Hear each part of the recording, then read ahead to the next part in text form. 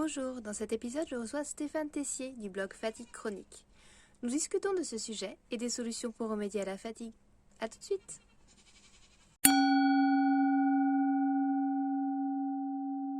Bonjour Stéphane, je suis ravie de te recevoir. Tu es l'auteur derrière le blog Fatigue Chronique. Est-ce que tu pourrais te présenter et nous raconter un peu ton parcours? Bonjour, enchanté. Mon parcours, il est d'abord assez flou parce que souvent on aimerait pouvoir mettre une date bien précise ou un moment où on est tombé fatigué, on est tombé malade.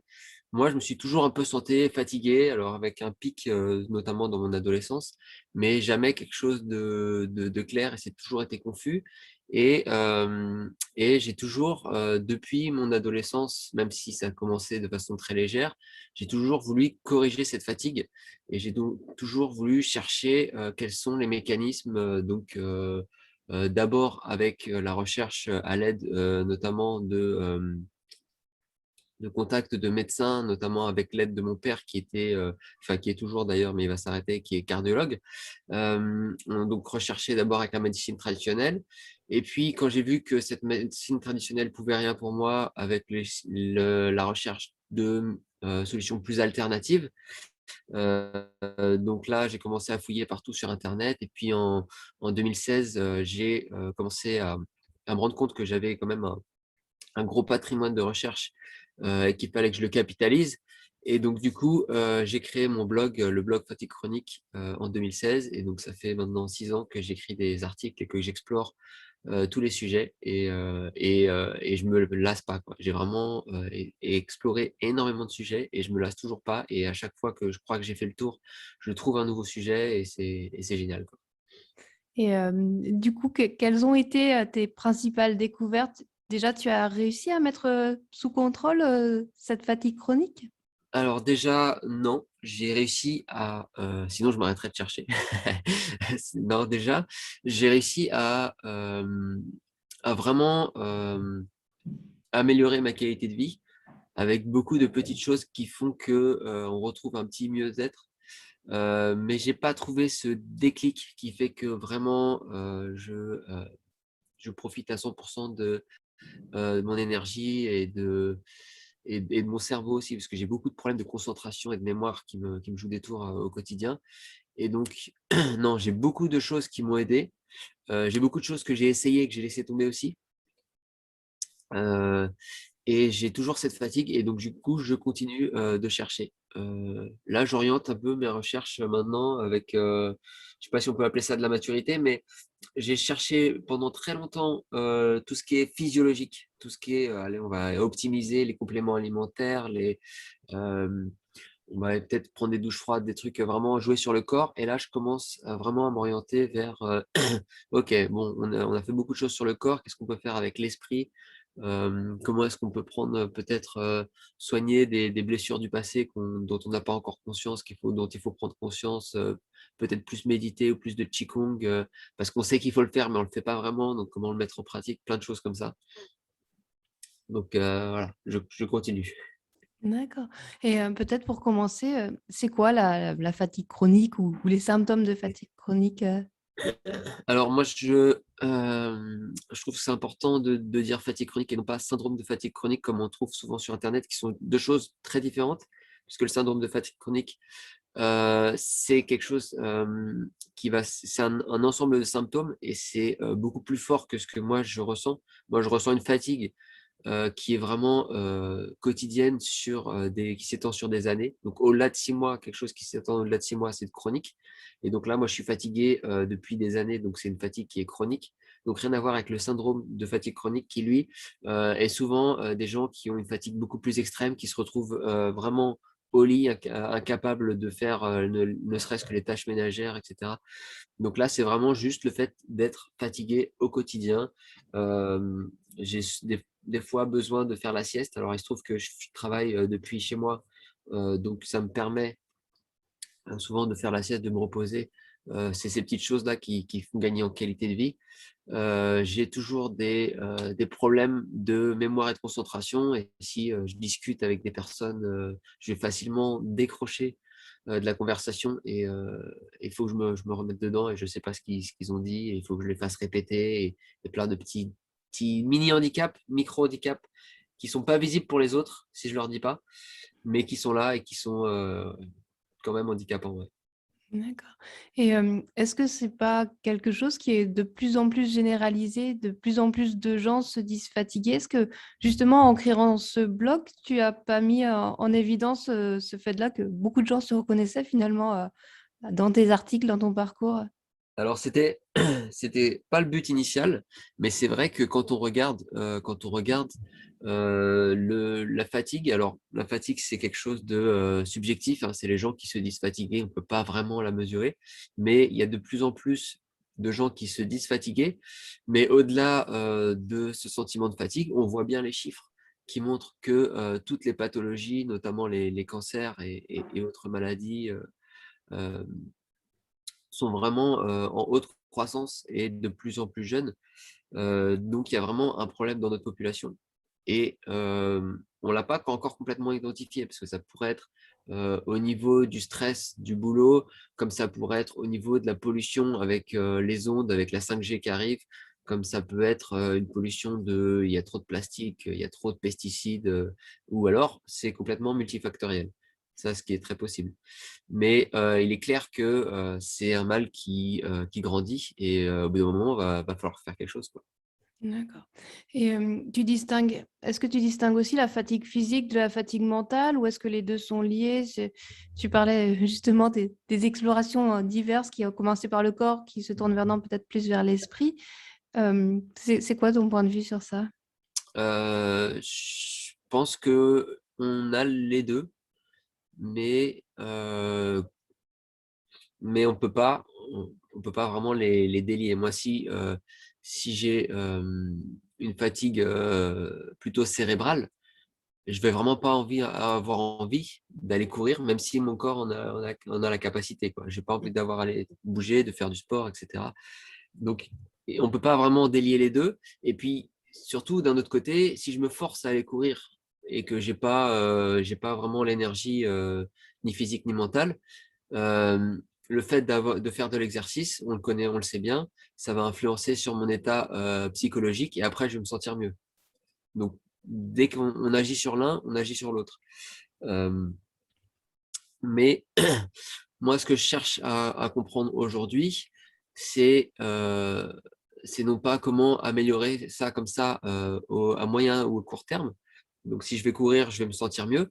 Mais est-ce qu'on ne peut pas creuser plus profond? Et notamment, là, j'en suis vraiment à chercher un peu dans, est-ce qu'on ne peut pas chercher dans son passé, dans son enfance, etc. Creuser plus profond au niveau cérébral pour guérir l'ensemble.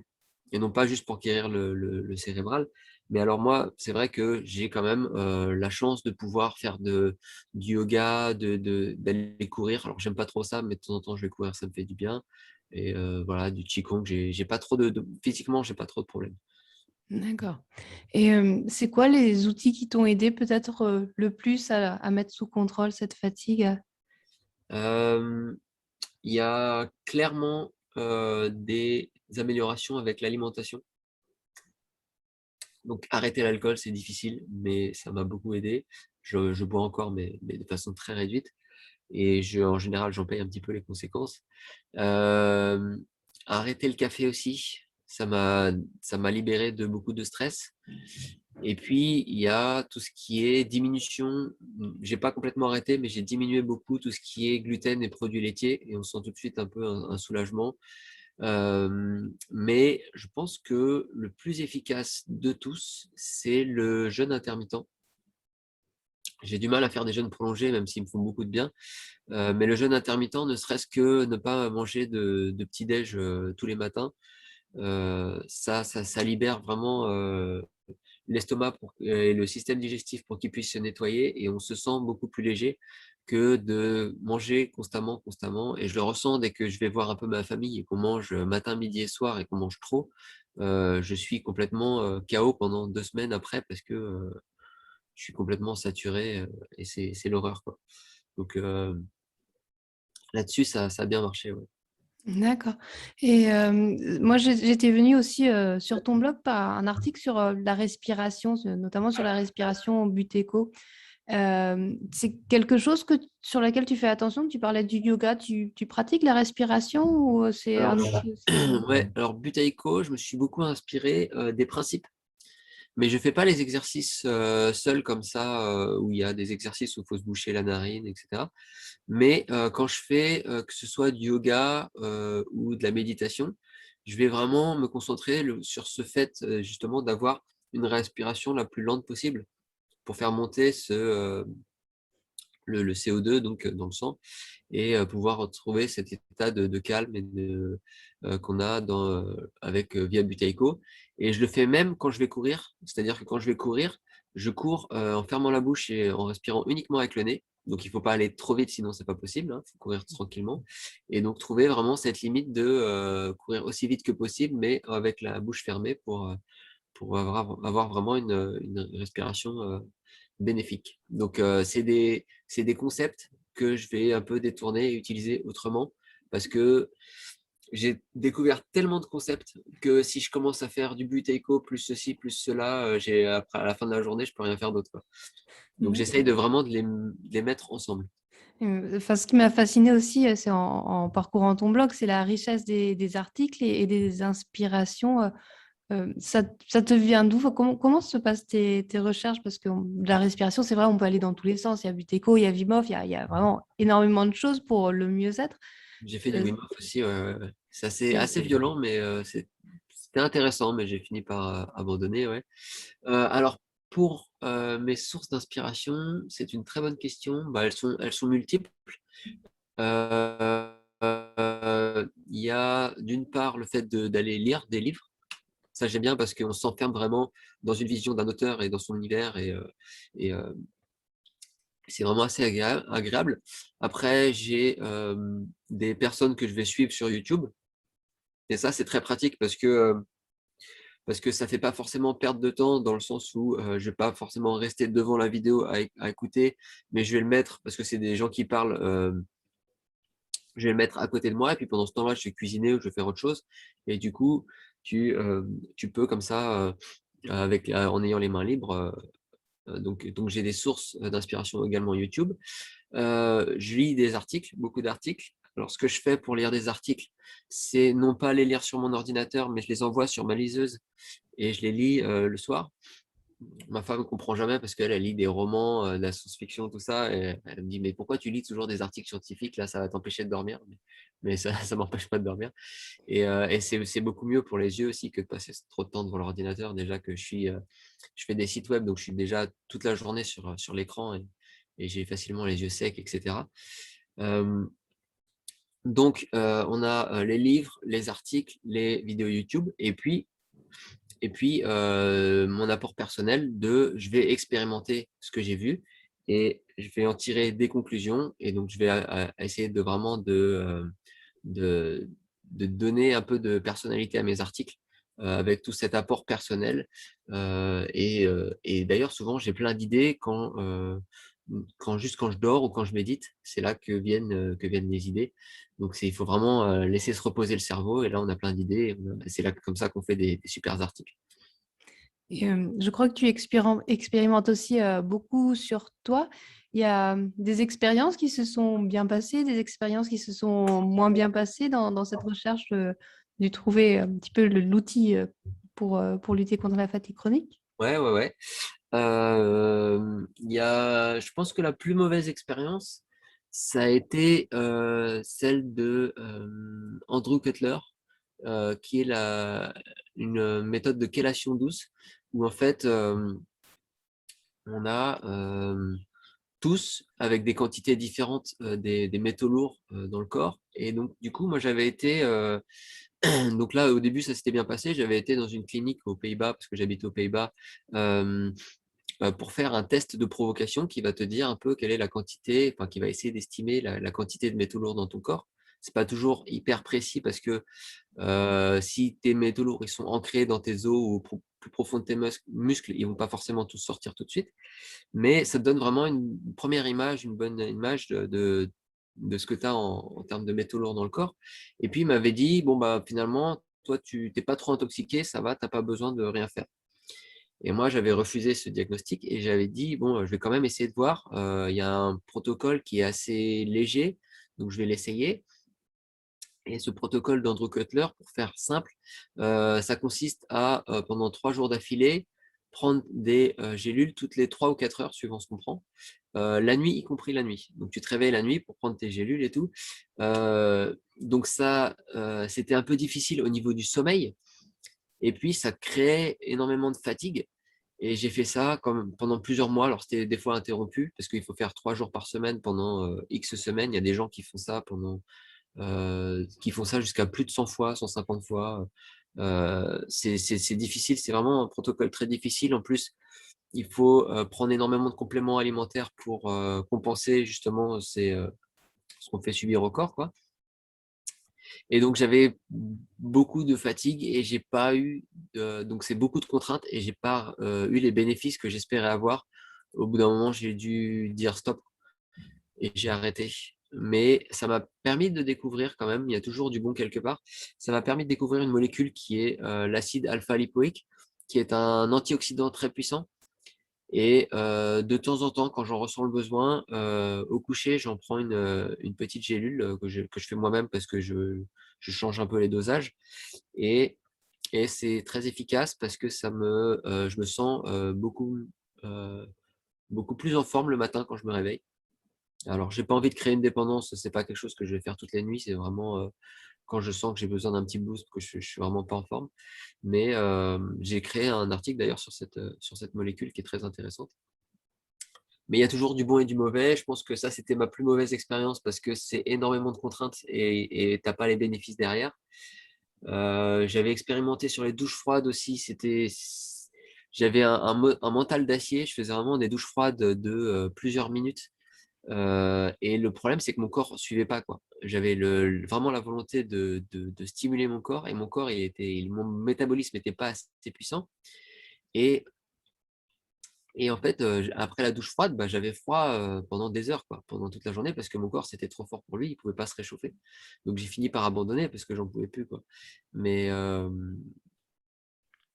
mais voilà, là aussi, j'ai appris à recalibrer les douches froides et à prendre une douche plutôt normale, chaude, et à la fin seulement finir par 1 minute de froid seulement.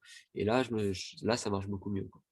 Donc, à chaque fois, ça peut pas être uniquement négatif. Il y a toujours un petit positif, il y a un petit quelque chose que je vais garder pour moi, pour ajouter d'une autre façon.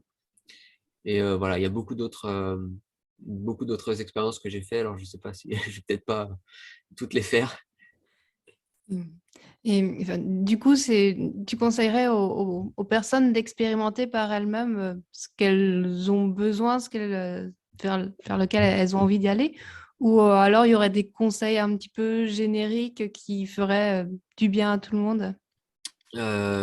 J'ai toujours un peu du mal avec ces conseils génériques parce qu'on est vraiment tous différents et c'est un peu le problème d'Internet, c'est que il y a quelqu'un qui va avoir du succès avec l'arrêt du gluten, qui va avoir vraiment sa vie transformée parce qu'il y avait une petite intolérance au gluten qui traînait, etc. Et qui va aller faire un article et des vidéos dessus, etc. pour promouvoir ce sans gluten. Et, euh, et du coup, quand on voit tous ces gens qui mettent ces articles sur le sans gluten, on a l'impression vraiment que c'est la démarche à suivre. Et on n'a aucune idée, en fait, de quelle est la part de gens à qui ça a fait du bien, quelle est la part de gens qui ont échoué. Parce il y a très, très peu, voire pas du tout, de gens qui vont dire, moi, j'ai essayé le sans gluten et bah, il ne s'est rien passé. Ça arrive, mais si tu veux, ils ont une visibilité qui est beaucoup plus faible que moi, ça a transformé ma vie. Parce que les gens ont plus envie de cliquer là-dessus. Et donc, on ne sait pas vraiment quels sont tous ces échecs, tous ces gens qui restent dans l'ombre. Et c'est dur de savoir quand on se lance dans quelque chose, avec quel pourcentage ça va marcher, avec quel pourcentage ça va pas marcher. Donc, moi, je conseillerais d'être curieux, d'aller voir, surtout pour l'exemple du sans gluten, où finalement, ça coûte rien. Je veux dire, on va essayer d'arrêter le gluten pendant 2 semaines, c'est hyper simple et pourtant, il y a plein de gens, mes parents, par exemple, j'arrive pas à leur faire expérimenter, ils sont butés. S'ils n'ont pas leur pain le matin, ils vont pas survivre la journée. C'est vraiment, quelque chose qui est, profondément ancré et pourtant, s'il y a rien de plus simple que d'expérimenter. C'est stupide de passer 2 mois à essayer de voir si ça va être bénéfique ou pas d'arrêter le gluten. On passe 2 semaines à essayer, on sait, c'est bon. Là, il y a pas longtemps, j'ai fait un article pour parce que j'ai mailing list associé à mon blog. J'ai fait un article sur le sel et j'ai dit bon, on va faire une expérience. Moi, j'ai fait une expérience moi-même d'abord. J'ai pris du sel, donc j'ai mis du sel dans un verre d'eau, je le bois tous les matins ou le soir, peu importe.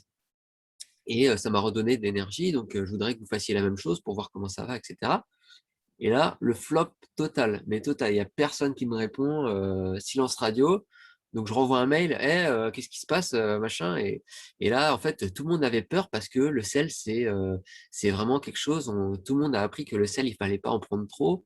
L'hypertension, tout ça, le médecin, il m'a dit. Donc là, je sais pas, est-ce que c'est pas dangereux? Donc, vraiment, on s'accroche à ce qu'on nous a expliqué, notamment quand ça vient du monde médical. Alors là, on n'y touche pas du tout, quoi. Et on se refuse l'expérience parce que mon médecin m'a dit que. Et ça, je trouve ça un peu dommage parce que si on réfléchit un peu, il y a quand même un peu quelque chose qui cloche. Si on va voir les animaux, moi je vais à la ferme avec mon fils là, les chèvres et tout ça, on leur donne du sel. On leur donne du sel, ils peuvent en prendre autant qu'ils veulent, ils se régulent très bien et ils sont en bonne santé. Pourquoi est-ce qu'on irait leur donner du sel? Mais nous, il ne faudrait pas qu'on y touche. Moi, c'est des choses que je trouve complètement aberrantes. Et donc, j'ai secoué un peu mon audience et j'ai fait, bon, écoutez, si vous voulez vous en sortir, il faut peut-être un peu sortir de ce que vous connaissez et essayer quelque chose de nouveau. Il va peut-être falloir un peu se mettre un coup de pied au cul et peut-être voilà, y aller, quoi. Et du coup, il y en a quelques-uns qui ont osé, pas tous, mais il y en a quelques-uns qui ont osé. Et j'ai eu vraiment aucun retour négatif. Au pire, il ne s'est rien passé. Mais j'ai eu beaucoup aussi de retours positifs. Ah, mais c'est super, en fait, maintenant que j'ai essayé ton truc avec le sel, j'ai plus d'énergie. Euh, je me sens mieux, j'ai proposé à ma copine de faire ça parce que j'ai trouvé ça chouette, etc. Mais il a fallu vraiment les secouer et ces gens n'ont pas cette curiosité naturelle parce que on va vraiment attendre que tout vienne du médecin, quoi. Et ça, c'est vraiment quelque chose que j'ai fini par remettre en cause. C'était difficile pour moi parce que mon père était médecin, quoi.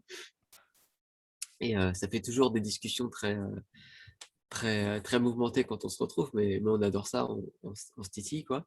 Et du coup, il faut peut-être essayer d'aller voir ailleurs que tout ce qu'on nous dit notre médecin, redevenir curieux et surtout réapprendre à écouter son corps. Et il n'y a pas plus simple comme expérience pour écouter son corps que de prendre du sel, le mettre dans l'eau, mettre un verre d'eau, remuer, et puis une fois qu'on a son verre d'eau salée, on le boit, et en fait, si le corps il n'a pas besoin de ce sel, il va nous dire c'est pas bon, machin. Et les retours que j'ai eus, c'est ah mais j'ai pris tellement de plaisir à boire ce sel, en fait, ça fait du bien, mon corps il a demandé, quoi. Et là on sent que le corps il nous parle, mais faut-il l'écouter. Donc ça c'est voilà. Je sais même plus quelle était la question initiale. Je suis un peu parti là. C'était une belle description en tout cas, parce que ça me donne envie aussi de te demander, euh, lorsque les personnes de ton audience ont suivi tes conseils, tu as eu des retours d'expériences qui ont vraiment changé, des parcours qui ont été transformés, ou une fatigue qui a été à nouveau peut-être un peu plus tue? Malheureusement, assez peu. J'ai eu beaucoup de gens qui m'ont dit plutôt, moi j'ai eu ça, ça m'a vraiment aidé, ça m'a vraiment apporté un plus. Et, euh, et ils me font un retour, non pas parce qu'ils l'ont découvert sur mon blog, mais qu'ils disaient, moi je cherchais un article sur le sujet et la façon dont tu l'as expliqué, j'ai vraiment adoré. Et du coup, j'ai voulu te faire un retour là-dessus. Mais des personnes que j'ai vraiment personnellement aidées et qui sont Alors, des petits mieux-être, il y en a qui sont sortis de la fatigue, qui ont eu de grosses transformations. Pour l'instant, malheureusement, je n'en ai pas eu. Mmh. Mais je désespère pas. Et c'est vrai que moi aussi, je t'ai découvert par un article, je te disais, sur la respiration. Et j'aime beaucoup le ton de tes articles parce que il y a toujours ton expérience authentique. Et même quand ça marche pas aussi, quand tu as ces déceptions, je pense que sur les douches froides, on nous parle beaucoup que c'est vraiment la panacée pour se sentir mieux. Pas forcément pour tout le monde, pas forcément à l'extrême non plus. Donc, ça fait du bien aussi d'entendre Ouais, ce ouais, genre ouais. de choses. Ouais, de lire un peu des échecs et pas que des gens. Moi, j'ai réussi, c'est super parce que bon, c'est le piège d'Internet, quoi, ça c'est clair. D'accord. Et vers quoi, du coup, est-ce que peut-être aussi, tu parlais de cette recherche toujours présente. Est-ce que tu penses que ça existe vraiment, ce Graal pour lutter contre la fatigue chronique? Ou alors, ça, c'est forcément une multitude de choses sur lesquelles on peut agir? Est-ce qu'il existerait des Je pense méthodes? que pour être en bonne santé, ce serait difficile de ne pas avoir une approche multifactorielle, holistique, comme on dit. Après, je pense que en fonction des personnes, il peut y avoir ce Graal, ouais. Il peut y avoir ce Graal. Moi, j'ai lu des témoignages de gens. C'est souvent un petit peu multifactoriel. Il y a souvent plein de petites choses, mais il y a ce truc qui fait que la personne va beaucoup mieux. Euh, j'ai lu, par exemple, que des trucs aussi simples que de faire du Qigong toute la journée, ça guérit des maladies euh, pas croyable, mais en fait, quand tu lis ça, c'est quelqu'un qui a été sorti de son contexte, qui a été mis dans une clinique de Qigong, et donc du coup, il fait du Qigong toute la journée, mais il y a peut-être énormément d'ondes positives, des gens qui sont bienveillants à côté. C'est toujours difficile de savoir. Mais des fois, moi, j'ai lu des témoignages de gens qui, avec un simple déménagement, sont allés beaucoup mieux. Et on ne sait pas si c'est parce que il y avait juste des relations toxiques, si c'était tout simplement peut-être le Wi-Fi des voisins qui leur tapait sur la tête, ou on ne sait pas. Mais des fois, le simple fait de déménager, ça fait un déclic et ça peut guérir une personne. Après, il faut trouver le truc. Moi, j'ai lu quand même, là, il y a un peu le piège des métaux lourds. On a vraiment du mal à savoir ce qu'il en est pour soi-même. Est-ce on est intoxiqué ou pas? Mais il y a beaucoup de témoignages de gens qui sont allés beaucoup mieux parce qu'ils ont fait des chélations et qu'ils ont sorti les métaux lourds de leur corps parce qu'ils étaient intoxiqués. Et donc là, dans ce cas-là, bah, il y a vraiment des sacrés grâles pour ces gens-là, quoi. D'accord. Et tu pourrais nous parler de tes projets futurs si en as ou quelque chose. Ouais, mon projet futur, là, je viens de lire un livre qui s'appelle Quand le corps dit non. Donc, je l'ai lu en anglais, c'est When the Body Says No, de Gabor Maté, et qui parlait, donc mon article va bientôt sortir là, qui parlait du fait que presque toutes les pathologies, euh, notamment les pathologies modernes qui sont vraiment en pleine effervescence, ont une origine cérébrale et notamment issue d'un stress et d'une anxiété chronique. Et c'est pas systématique, mais souvent, c'est une anxiété qui peut venir de son enfance. Et ce qui m'a fasciné, c'est qu'il dit pas, il dit que c'est pas forcément un traumatisme et une expérience négative, et que ça peut être tout simplement le fait de pas avoir eu quelque chose de positif, juste un manque peut-être de rapport, d'affection, de quelque chose dont on avait besoin, qui peut créer des problèmes au niveau de la gestion des émotions, ce qui fait qu'on va enfermer ses émotions, qu'on va plus exprimer vraiment sa colère ou sa tristesse, etc. Et le fait de renfermer ses émotions va générer un stress qui est un stress de fond chronique dont on ignore presque l'existence parce qu'on a finalement vécu toute sa vie avec. Et ça crée sur le long terme tout un tas de pathologies. Et il a même montré que certains profils, enfin, il a montré, il s'est appuyé sur des études et des exemples pour, euh, pour montrer que certains profils psychologiques vont donner plutôt certaines pathologies, notamment si on va réprimer complètement sa colère, on n'exprime jamais sa colère, euh, on va plutôt avoir un profil qui va s'orienter vers le cancer. En tout cas, il y a une forte corrélation entre les gens qui ont le cancer et, et les gens qui... Et donc, attends, je me perds là parce que là, je suis à 200% depuis tout à l'heure et comme j'ai des... Et comme tu sais, j'ai des problèmes. Donc, je reviens sur mes émotions. Ouais. Et donc, il a montré ce lien entre pathologie et puis il a dit d'autres choses hyper fascinantes comme la pensée positive qu'on voit partout sur Internet, et il faut vraiment être pensée positif et tout ça.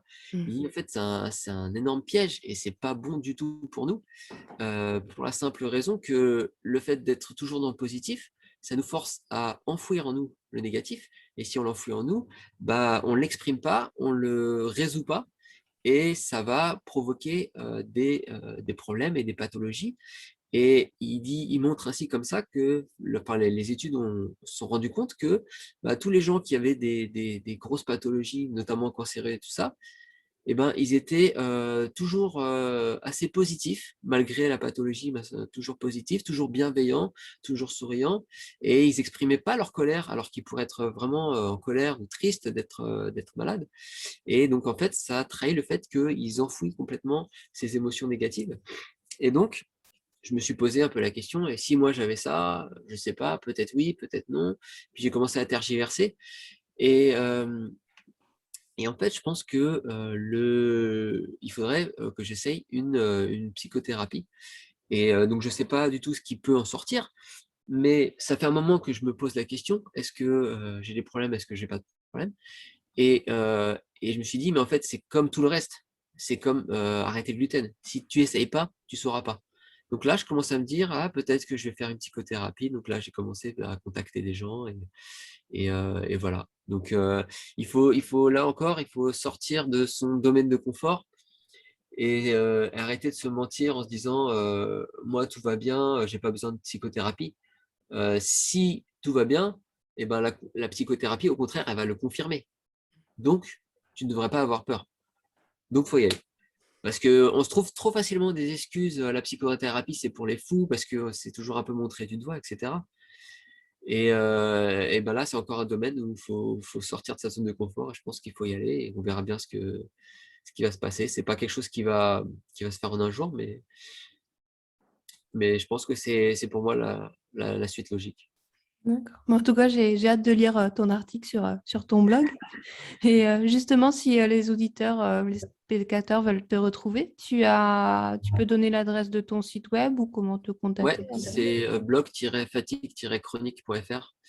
Et on peut même s'inscrire à la mailing list si vous voulez suivre encore plus mes aventures, parce qu'il y a plein de petits mails comme ça que je fais. J'essaie de faire ça un mail par semaine pour pas en faire trop et pour pas non plus manquer d'idées, quoi. Donc voilà, il y a mes articles. Et puis j'avais des vidéos, j'ai un peu arrêté, j'en fais de temps en temps, mais c'est plus épisodique. Donc voilà, surtout blog-fatigue-chronique.fr. D'accord. Merci beaucoup, Stéphane, Je pour vous en cette prie, avec conversation. plaisir. Et puis, bah, je te souhaite une belle suite de journée, hein. Merci à toi aussi. Salut.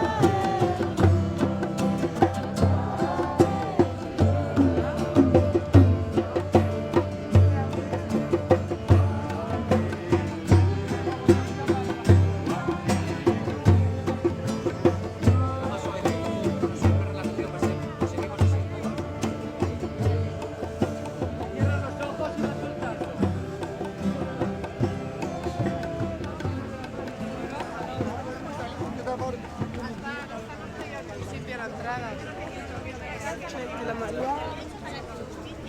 va se justifier